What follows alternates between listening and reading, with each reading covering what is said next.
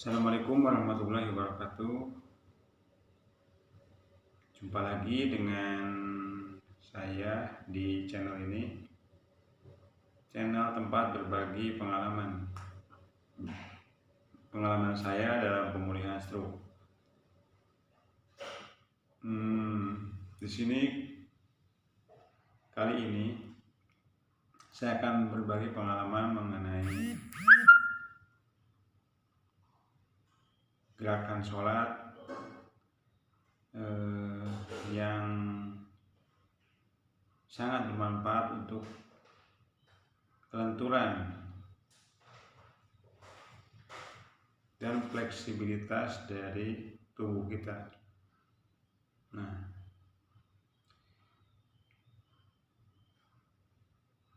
ketika setelah terjadi stroke gitu kan, saya sholat itu duduk tanpa menggunakan kursi selama beberapa hari. Nah, setelah itu baru menggunakan kursi. Nah, ketika sudah mulai berjalan selangkah dua langkah dan dirasa kakinya sudah mulai kuat, waktu itu saya mencoba untuk berdiri, sholat dengan berdiri, dengan menyandel tembok itu, bersandel di tembok.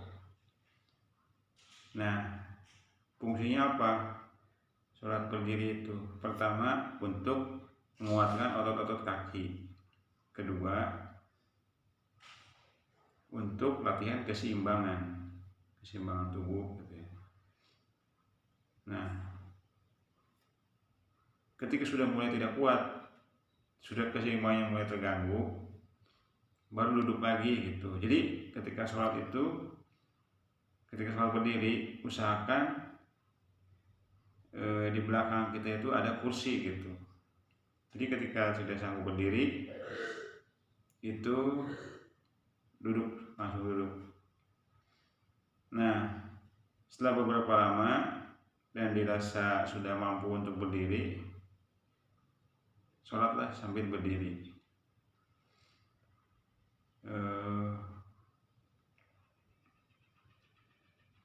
Setelah pembacaan Al-Fatihah selesai, terus dilanjutkan dengan surat, langsung ruku.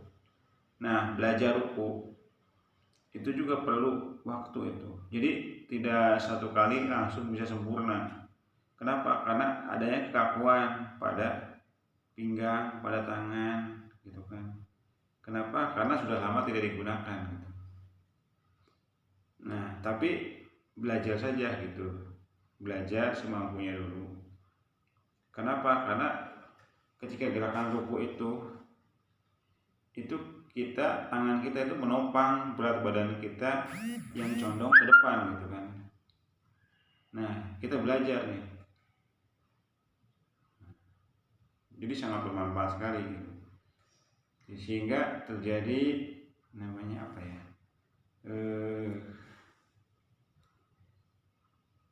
tangan kita itu menjadi tumpuan gitu, menumpuk ke lutut, sehingga ada gerakan mendorong dari bahu, dan ini baik sekali. Kenapa? Karena ada gerakan dari bahu mendorong tangan gitu. Nah, terus ketika setelah itu kan takbir lagi, tangan ke atas. Nah, ini juga sangat bagus. Kenapa? Karena ke atas ketika begini, ini kan seperti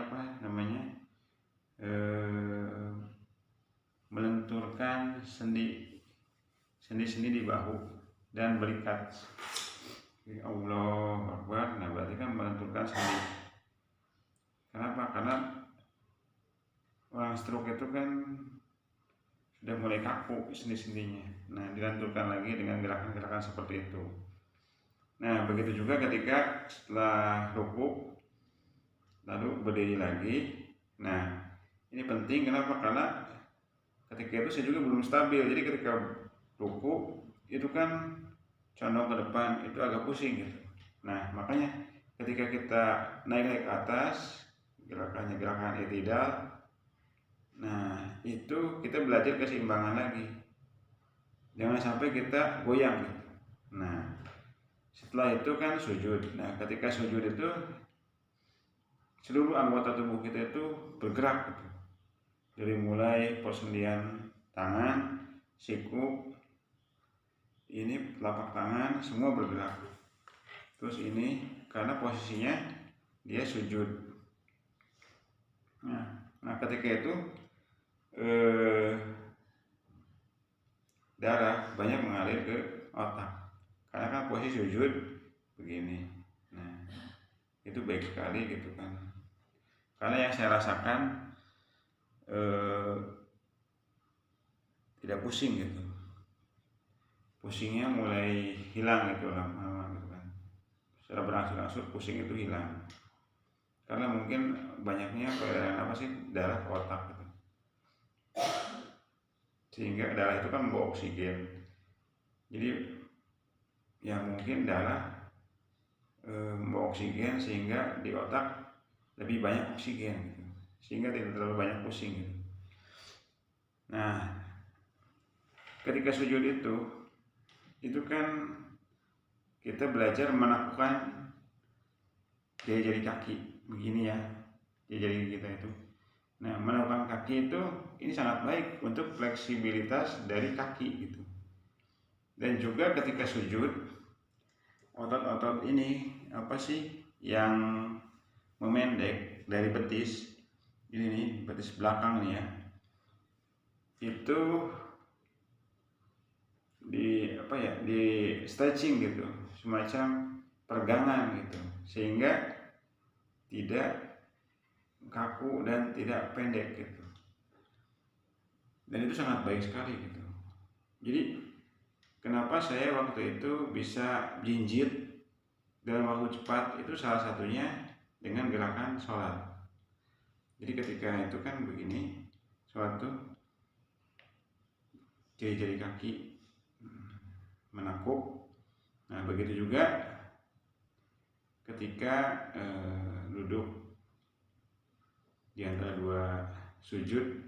Nah itu juga kaki kanan jari-jarinya menekuk, itu belajar kita. Terus kaki kiri menjadi tumpuan. Nah itu juga belajar, prosesnya lama. Kenapa? Karena orang stroke itu kan sudah kaku gitu, sudah mulai kaku.